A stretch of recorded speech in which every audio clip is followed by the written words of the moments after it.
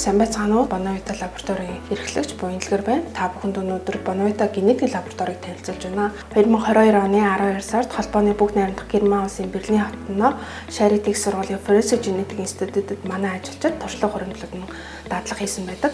Уг туршлага болон өөрсдийн хүний нөөцөд тулгуурлан Bonovita генетикийн лабораторийг үүсгэн байгуулсан байгаа.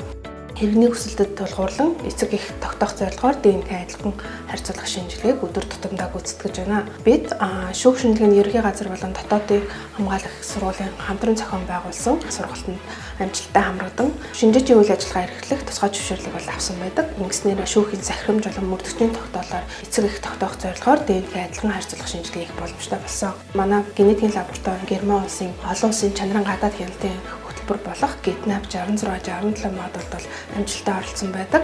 Мөн MNS ISO IEC 17025 2018 сорилт шалгалт тохируулгын лаборатори тавигдах шаардлага стандартын дагуу үндэсний итгэмжлэлийн төвийн анхдагч үнэлгээгээр орон амжилттай хамгаалсан байгаа.